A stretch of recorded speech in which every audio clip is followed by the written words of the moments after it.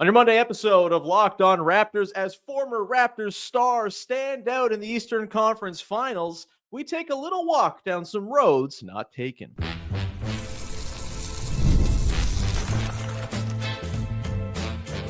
You are Locked On Raptors, your daily Toronto Raptors podcast, part of the Locked On Podcast Network, your team every day. Hey, what's going on? And welcome to another episode of Locked On Raptors, part of the Locked On Podcast Network, your team every day. It is Monday, May the 26th, and I am your host, Sean Woodley. I've been covering the Toronto Raptors now for 11 seasons on various platforms. You can find all my work over on Blue Sky. You can find the show on Instagram, and you can join us at the Locked On Raptors Discord server. Link in the description of the podcast. Come hang out. Great place to talk about the thrilling conference finals and the draft and all that's going on with your Toronto Raptors. Even some really dumb internet slop about Toronto Raptors players gets thrown in there too. So come hang out. It's a great place to be with your listener family. Today's show is brought to you by our good friends over at Monarch Money, which you can go and check out right now. Take control of your finances with Monarch Money. Use code LOCKEDONNBA at monarchmoney.com for 50% off your first year. And we're often running here on a show where, in light of all that's going on in the Eastern Conference Finals, you have Pascal Siakam and OG Anunoby turning it out for both the Pacers and Knicks in what is shaping up to be a damn fun East Finals. You have Norman Powell going on podcasts and talking about all the potential the Toronto Raptors once had. You have Zach Lowe on his podcast talking about different roads the Raptors may have been able to take or not take with the Siakam OG core. Felt like a good time to be topical, to be timely, and talk about the Toronto Raptors and whether or not there were any ways to salvage the Pascal Siakam, OG Anunoby, to a lesser extent Fred VanVleet version of the Toronto Raptors, or whether the situation we find ourselves in now with Scottie Barnes now, the lead dude on the team, Brandon Ingram on the squad, quickly Barrett on down the line, whether it was always kind of heading towards this pivot for the franchise, no matter what they did. And here to dive into all of this is our dear pal, Vivek Jacob, Big V. Welcome in, big dog. It's great to have you on the show. And let's reminisce about some rough years of decision-making for the franchise, shall we? Let's do it, man. It is my peak season, man. We got NBA conference finals. We got the French Open on. We got tennis IPL boys coming up having to his time. the finals. Upset alert. Gabriel Diallo, Canadian, is on the verge of taking out Cherundolo, which would be a massive first round upset. Man, I guess like tennis guys just kind of cycle in quicker than I thought, because I don't know any of the words you just said. Never heard of any of these people, but happy for them. Go Diallo.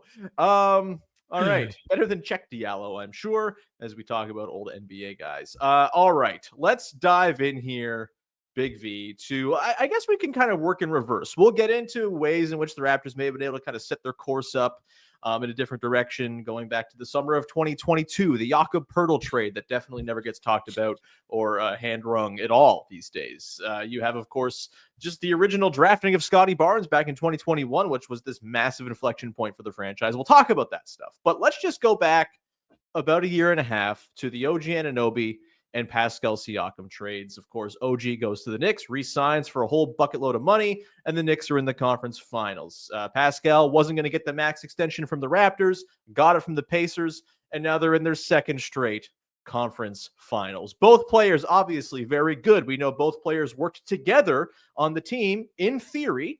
Scottie Barnes kind of changed the fit and the shape of the team, of course, and how they built the roster, and we'll get into that. But I guess for you, now that we're 18 months out from the trades, and I know we've talked about this a little bit on the show before, but it's very much top of mind with both of these guys showing out, and everyone, on the broadcasts in these games being like, oh, how do the Raptors let these guys go? Are you having any sort of misgivings about those trades now in a way that maybe you didn't before this playoff run? Have you made your peace with them? Where are you at on the OG Siakam deals? Is there a different road they could have taken with either of those trades, one or both, 18 months ago that would have set them up on a different course, or that would have allowed him to keep both of them on hand? So I think the first thing that should be said is I think everyone is where they're supposed to be. And Yeah. I am happy that Siakam is in a situation that works for him. I think Mhm. I'm happy that OG is in a situation that works for him. And now, we have this new iteration of the Raptors to look forward to. And hopefully big things are coming in 2025, 2026. Mhm. So I think that's where I would start off. Could things have been done differently? Absolutely. I mean, it's hard, just on top of, seeing how effective Siakam is in this postseason, seeing that chemistry and the way that Miles Turner is excelling. And, it's hard for your mind not to go back to that report of Mhm. Siakam saying, hey, get me Miles Turner. That's the type of big I want to play with. Uh, Mhm. and frankly, that's the type of big that Raptors fans were clamoring for during that whole transition period, right? Sure. And so, yeah, when you think of things that could have been different, it's like, yeah, you could have built differently around Siakam as opposed to just being so hell bent on Vision 6-9. Yeah. So, yeah, I think it played out the way it did, and and because of the strategy they took, it didn't work out. And now we're here, and I think everyone's in a good place. Yeah, I think with both of these guys, it really, to me, I'm of the mind that by the time the deals were made, they kind of there was no getting out of it. There was no backtracking. There was no finding some alternative route because they clearly just did not want to pay Pascal Siakam. We can talk about that.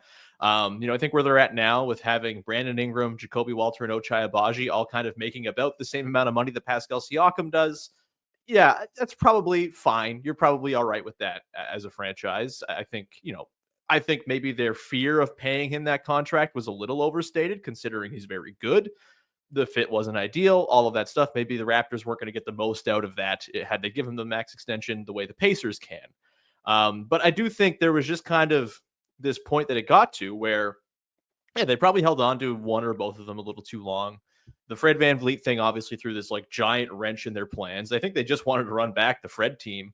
Fred, OG, Siakam, Barnes, Poeltl, and go to work with it because they were pretty damn good down the stretch of that season. You can quibble with how real or whatever that was as they went on a run to make the play in 2022-23. But I think when you kind of have the contract pressure that was there from OG wanting to go get paid, the Raptors not being able to extend him at a number he was going to accept because of the CBA rules, and Siakam wanting that max extension, like they were just kind of getting too far to the end of the road. They kicked the can as far as they could, and then the end of the road was there, and they just kind of had to find an off ramp somewhere. And I also think it was pretty critical for them to, looking back on it now, like restock the cupboards a little bit, right? They were such a thin team by the end. They didn't really have much in the way of draft picks to go and work with because they had one out the door to the Spurs and had traded previous picks before. So there wasn't this sort of shadow core of young guys coming up. It was basically a 6-person team, 5 guys most of the time. And it was pretty tough to square. And I think the Siakam deal in particular, just getting those picks, which they repurposed into things that became rotation players. They turned essentially 2 rotation guys in OG and Siakam, with apologies to Precious Achua, into 5 rotation guys now with Quickly, Barrett, Agbaji, Ingram, and Walter. And I think the franchise just needed that sort of depth, right? They needed to restock the cupboards a little bit. And so, yeah, I don't think there was a way to do this last year, where as much as I loved the IQ, RJ, Scottie, Pascal quartet, I thought there was something actually real going on there. We'll never know because they got like 3.5 games together with Poeltl before he got hurt, but I do think there was some genuine juice to that group. They still would have run into the issue of, we just don't have enough at the back end of this roster to really make this sing, and we don't have the wherewithal to go and add stuff because we have picks out the door and a lack of young guys coming up, and we just kind of got to replenish here. And so that's kind of where I'm at. I think the interesting one here is the OG trade. Do you think there was a world like going back now? Are you happy they targeted players in Quickly and Barrett? Should they have targeted different players? Obviously, the Knicks were very much after OG, very much coveted him. It seemed like OG kind of wanted to go there too, so maybe they were limited in terms of the teams they could cast the net for. But in hindsight, do you think the Raptors should have maybe just kind of gone for picks there? Or do you have any misgivings about that trade sitting here now with Quickly having had a bit of a lost season, RJ's future being very much in question? Or just was getting those two guys on the team enough for you to make that worth it? Yeah, I think that's an interesting question, because when you look at the last couple of years and how they've played out, it's like, well, it definitely would have made tanking easier if you if you just got a couple of young guys in. Because that definitely worked for everybody, for sure. Definitely. Yeah. No, I just mean in terms of the stated goal and pursuing it, right? Yeah, I think, sure. spiritually, when you're looking at a roster that has talent and has been around, that's how you get into that debate of like, should you compete? Should you? Whereas, if you've got a whole bunch of young guys, then it's like, okay, the direction makes sense. Sure. And so I think from that standpoint, it's an interesting one to debate. I am happy with the outcome, because I don't think you are going into 2025, 26 with the expectations that are there now. And I also think it would have been a weirder situation for Scottie to absorb and sort of evaluate in terms of his happiness and, his wanting to be here. Because I think one thing teams have to be cognizant of in this new age era is like the cycles go so quickly, and players, I think, are becoming more aware of like, hey, what's my timeline, what's my window, and it doesn't make sense to be here. And so I think in the Raptors case, having guys like Quickly and RJ gives Scottie that impetus, and now he's already looking to next season and saying, yeah, I expect to make the playoffs, and kind of see if they can make some noise. And that would not have been possible if you would have just gone out and looked to get even younger and then just get some kind of draft capital. Yeah, I'm with you. I think it would be a grim scene if it was just, imagine this team, but it's Scottie Barnes and only guys who were recently drafted and might become something, or guys who have yet to be drafted and may become something, right? Like, you can have your issues with RJ Barrett or Emmanuel Quickly as players. I think getting this skill set in particular that Quickly brings, just the shooting juice he has, was such a necessary skill to add to the team that I think, even if he himself hasn't quite performed up to what you'd hope, obviously injuries being a big part of that, I still think the team is better off having him versus, random 2024 draft pick X, right? I think it's just the team is set up better. And I'm with you. Like, you don't need to do this prolonged. I think especially that we've seen, with the way the draft lottery goes and how it's designed to disappoint you, I don't think there's a need to strip everything down to the studs. You can kind of cycle in good players, goodish players, turn them into better players over time. And I think they're just kind of in an early part of that cycle.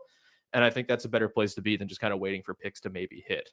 We'll come back on the other side here, Big V. Maybe they weren't getting out of it as of 2023, 2024. But if you go back a little further, the Jakob Poeltl trade, summer of 2022, those are pretty big inflection points for the Pascal OG teams as well. We get into what may have been on the table to do differently to set that team up for better success. We'll do that coming up in just one sec.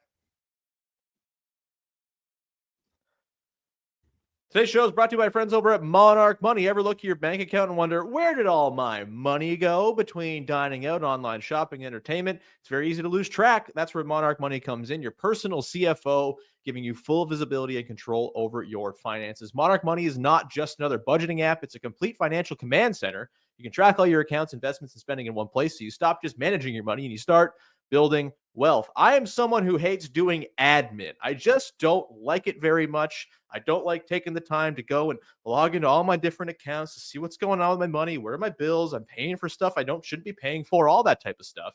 And it's wonderful with Monarch Money because it's all just there in one place. It's a one-stop shop for admin, which for me, someone who hates admin, it's a perfect deal. Take control of your finances with Monarch Money. Use the code LOCKEDONNBA at monarchmoney.com for 50% off your first year. That's monarchmoney.com, code LOCKEDONNBA for half off your first year. Go check them out. Back at it here with Big V, Vivek Jacob from Sportsnet and Raptors in 7. We're going to get into sort of the stuff that maybe the Raptors really could have done better, right? Like, for the situation they put themselves in, the OG and Siakam trades, I think they managed just fine. But the situation they put themselves in was probably unavoidable. And to me, a lot of it goes back to the summer of 2022, which we've talked about before on the show.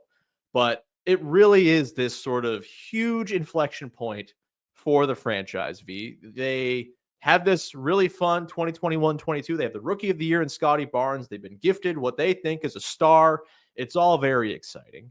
And then they go into the summer, and they kind of don't do anything to reinforce it. They just say, hey, we're good. We won 48 games. We were the 5th seed. We had tons of fun. Let's run it back. And I think that, to me, is where things really fell apart.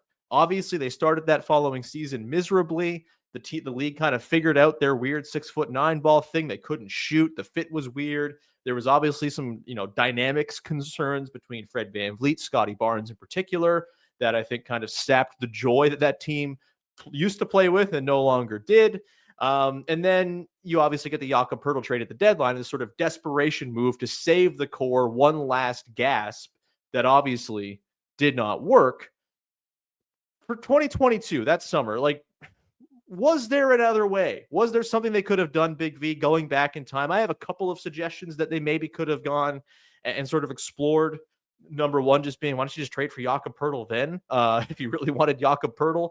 But where are you at with the summer of 2022? Could they have salvaged the OG Siakam core and kept those guys in Toronto long term had they managed that summer better? Or was it still a lost cause by then?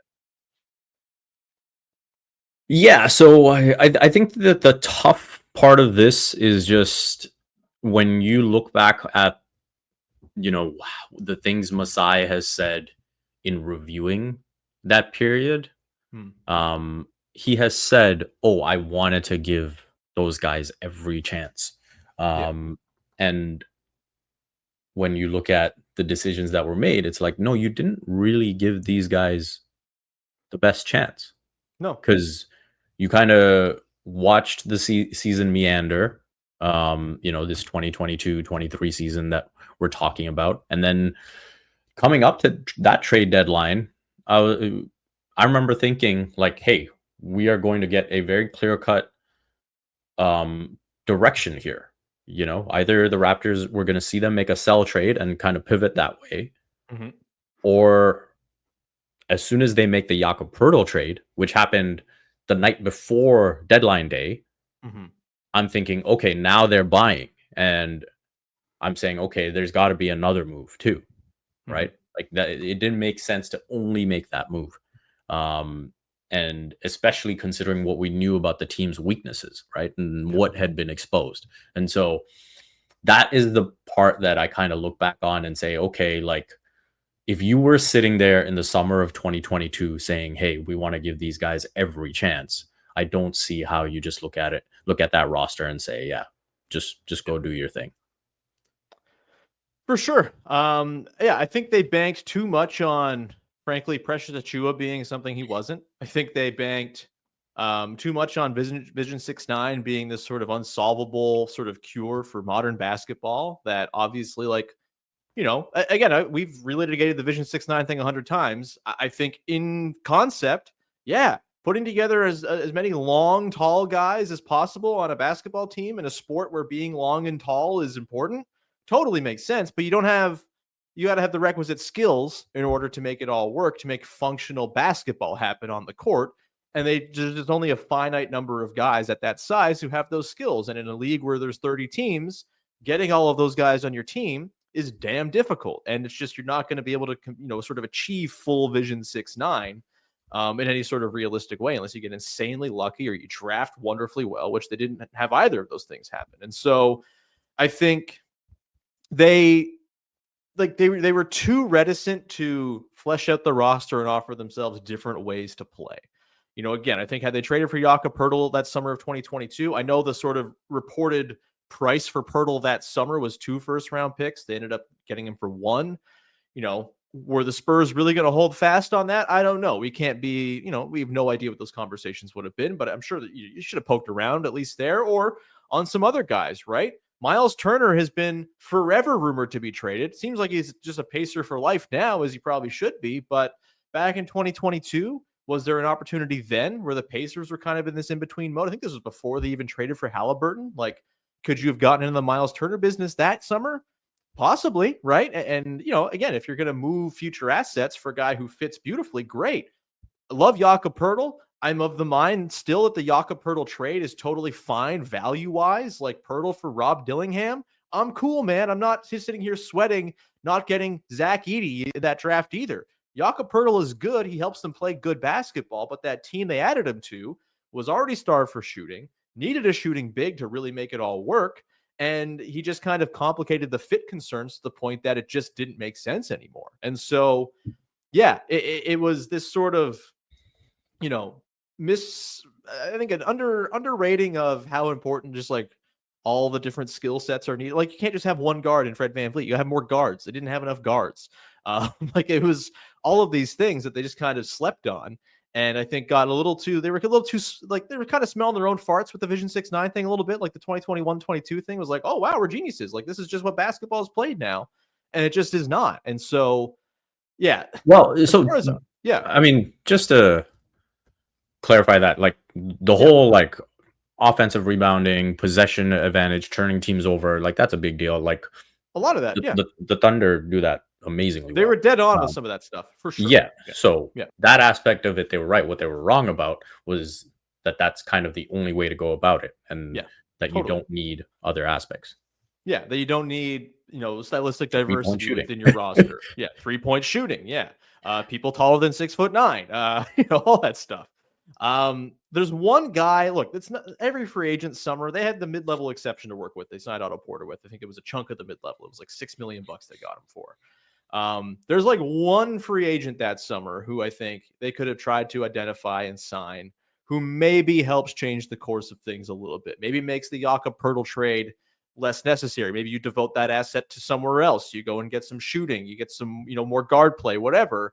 It's Isaiah Hartenstein. He was a free agent that summer. He signs with the Knicks for like 2 years, 16 million or so. Like that's the one where if the Raptors could have gotten in on that and said, hey, like we don't need, and I think they're pretty clearly of the mind that, hey, unless you have one of those superstar centers, you just need a guy, right? Like just get someone who can fill space, do center things for you. And had they identified Hartenstein as one of those guys, and maybe they did, maybe they lost out in negotiations or whatever. We can't fully know all of this, but had they landed him, I do think things change. They go into the season with a little bit more of a functional looking roster. They have a proper center. And look, he wasn't exactly like someone who was turning heads all that much with the Clippers. It would have been a bit of like an advanced scouting win to go and find him, but you got to have advanced scouts going and finding these guys, right? Like that's all part of the deal too. And so, yeah, it's just that one I think could have changed the course a little bit because maybe your buy trade becomes something else. Any sort of other moves that summer that come to mind? Maybe a bigger persuasion even. I know that was the summer with Kevin Durant and, I don't think that was ever especially close to happening. There was Donovan Mitchell that summer as well, which I know a lot of Raptors fans really wish they could have gotten in on. I don't think they had the package to match what the Cavs sent out, but people can disagree with that. Was there another move that summer for you that maybe changes the course here?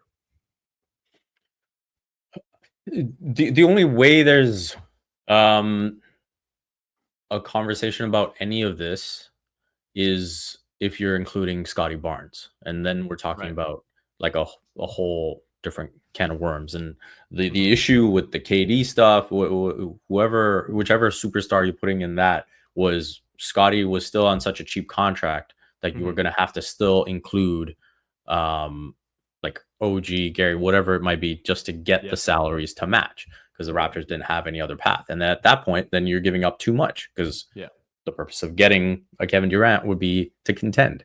So I don't think there was any realistic path there. But, if you want to have this conversation about, choosing a path and have an earnest discussion about it, then it becomes, if they wanted to still be competitive, then should they have done something else with the number 4 pick? Should they have, should they be as invested as Scottie as they are? Those debates are a different conversation. I think with the talent that Scottie has, with the way his career has played out so far, I'm looking forward to what this 2025-26 season will look like. Yeah, I'm with you there. I think, maybe there was something where you turn Fred plus a bunch of picks into something that summer.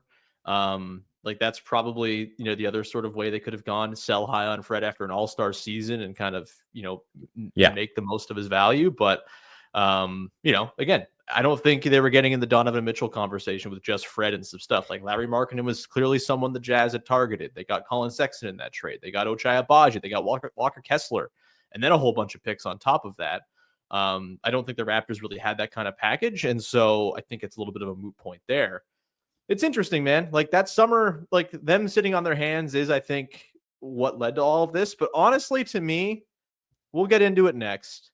I just think drafting Scottie Barnes is kind of the thing that set this whole thing on a course to be broken up. And it's not through anyone's fault it's not the fault of anyone. It's just kind of how it happens when you get a guy like Scottie Barnes. He kind of breaks your brain a little bit. We'll get into that and whether or not just drafting Scottie Barnes made this whole course of events inevitable to close out the show in just one sec.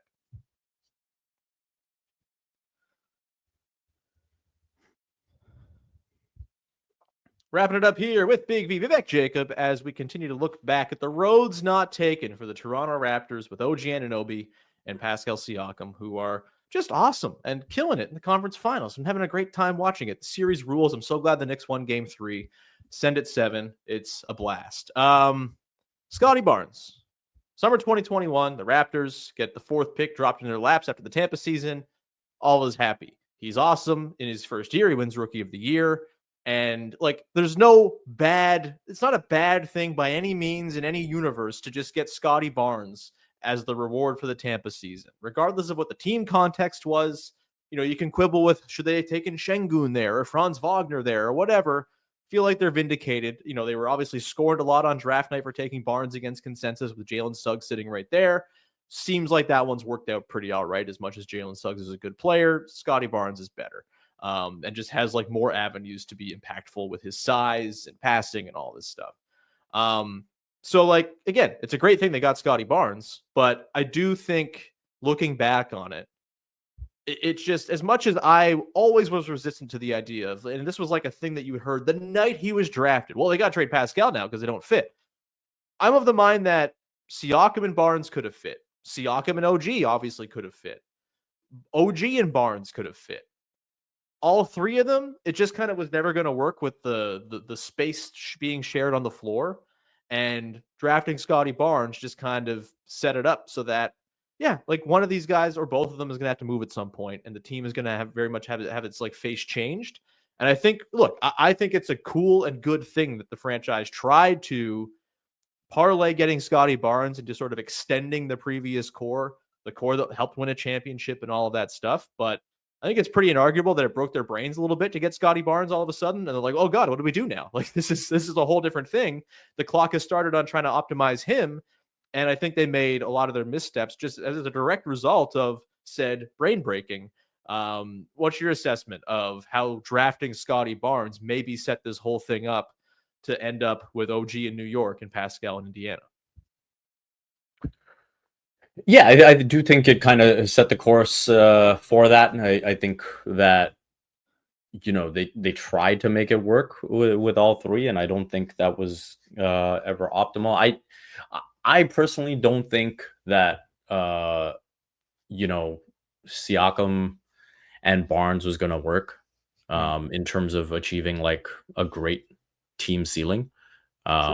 Yeah, you can have games where Scottie gets his 20 and 10 and Pascal gets his 20 and 10. That doesn't mean it's optimal, Right. So I did not see a great ceiling there. Unless you just completely changed the dynamic of the team. And I think if there was any hope for Pascal and Scottie to work, it had to be a stretch big man. Totally. 100%. Like, yeah, that I don't think is even anything close to a discussion. Like I think that works beautifully if they were to able to achieve that, right? Like that front court would have slapped. Yeah, I mean, I think it would have been better. I would have needed to see it to think, hey, this Mm, is like a team that can eventually get to a contender ceiling. mhm. Um, but yeah, I think at the end of the day, the Raptors had too many holes. A backcourt at the time of Fred and Gary. I think there were size issues there. I think there was, obviously Gary, unless he was stealing the ball or causing a deflection, was a huge liability. So I think there was just too many holes to kind of really be a strong team. And so I think, yeah, it's just the fit was never there for me. And so, yeah, it was like the Raptors were needed to almost have it beaten into their head to be like, no, something has Mhm. to change. And Yeah. eventually something did give. But again, that goes back to my point earlier about I don't think you gave them that a fair shot Yeah. with how you viewed the center. It was like, Masai, when he got Yak, was like, oh, you guys wanted a center? We got a center. It's like, Yeah. no, we wanted the right center. Yeah. It was like the best they could do in a pinch at the deadline. And yeah, it was stopgap more than long-term fix for sure. Yeah. Yeah. Yeah. I mean, it's it's a shame because it was really cool to have those guys on the basketball team, man. They were damn cool players, homegrown guys, all of that. And I think, yeah, some different things break. Maybe they trade OG a little sooner. Kind of going back to that, the deadline in 2023. Like, do you think there's a world in which they make the OG trade, like trade OG to the Grizzlies or whatever for Dylan Brooks and a bunch of picks, where they then sort of do the thing they've done with the picks they got in the Siakam trade, where they parlay those picks into a more well-fitting big? Had they just kind of said, you know what, this season's lost, we're not going to try to salvage it. We know Pascal and Scottie are our dudes. They win their minutes when they're on the floor together, and we want to try to optimize this as best as possible. There might have been a world in which you kind of played a little slower. Maybe you get in on like a Karl Anthony Towns, something like, if you're going to really try to aim high. That's just, it's total spitballing at this point, just trying to think about stretch bigs who would work. But yeah, like that, the OG non-trade for picks, before the IQ RJ trade, which I think we're both happy with now, but that felt like maybe a chance you could have sort of restocked the cupboard the way you needed to, and then had some more ammunition to go and just like build the team around Scottie and Pascal that you really wanted. Yeah. Yeah. I mean, I think one thing that's worth mentioning here is I do remember, after the trade deadline, the 2021-22 season, that trade deadline, when the The Raptors Thad sort of, Young deadline. yeah, and the Raptors kind of got hot in the second half of the season. I do remember Bobby Webster, um, kind of hinting that they were exploring what they could do, um, with the first round pick. And I think that's when the Miles Turner stuff was very active. Yeah. And they were caught between a rock and a hard place because here they were putting out this pick that initially had a lot of value. And then as they kept winning and winning, was like, oh, this is not as valuable now. Yeah. And so that's something that hurt them. The other thing was in terms of pursuing Miles Turner, he only played 42 games in that 21-22 season. There was an injury Mhm. he picked up, and I think that's something uh, that they kind of shied away from after that. Mhm. Now, was Turner good enough where it's like, hey, even if we have to stomach this injury for a season, it's worth it? Um, I think he would have been. Mhm. But yeah, I think that's the way things can change in the moment. Maybe that's something where the Raptors shouldn't have been so focused on right now, where again, that's how you end up making surrendering a first round pick to get Mhm. that young. Yeah. And saying, hey, when they say, hey, we're going to do what's in the best interest of the team long term, like that stretch was not in the best interest of the team No. long term. That again, smelling their own farts on the Vision 6-9 thing. Let's just get another one of them. This is like, and hey, we'll always have Thad Young crossing over Joel Embiid into oblivion in the playoffs. That was cool. Was it worth the 12 slots dropped down in the draft? Perhaps not. One other thing from that 2022 deadline during the year where they were winning. Again, had they not been so Vision 6-9 pilled, I wonder if they just get the Derek White thing done that the Celtics did. Right, where they're like, had they accepted that there's room in the world to have more than one guard who can dribble on your basketball team, had they gone and called up and said, hey, like, we got Gary Trent Jr., we have the first round pick we're going to give you for Thad Young, and we have the first round pick we're going to give you for Jakob Poeltl. If we just give you this stuff, can you give us Derek White back? And does a Fred, Derek White, OG, Siakam, Barnes core, and maybe one of those guys gets spun into a big or something like that down the line. Maybe they draft Desmond Bane. Maybe they draft Desmond Bane. I mean, that would have been great too. But hey, like maybe you get Derek White in the door, you have those guys, and then maybe you sign your Hartenstein in the summer. He becomes your center. You roll with a lineup that's your sort of base lineup of OG, Siakam, Barnes as your 3-4-5, and Scottie as your small ball 5. You have White and Van Vliet as your guards. Like, maybe that gets you by, and you have Hartenstein to drop in as a big man to kind of fill in and do big man things. Like, maybe that's the alternative route here that really sets them up for success. Still probably multiple moves away from really, completing a championship picture and building a team that makes like a lot of sense in the playoffs. But maybe that's just the move. Now I'm sad. Maybe that would have been it. If I'm an opposing guard and I have to go up against one of Fred or Derek White, nasty. Boston has obviously Drew and Derek White, and that is just like a nightmare in and of itself. But yeah, that would have been extremely bruising for opposing guards. And then the one time you do get a different kind of switch, it's OG. That would have been hell. We'll leave it there. I don't know what we accomplished, but we talked about our old pals quite well, I think. And I think, I think we're all agreed. Things should be better next year. If they're not, then we can keep on getting mad about this stuff for as long as we want, because that's our damn right. But yeah, do you have anything you want to promote for the good people out there, Big V, as we wrap this thing up?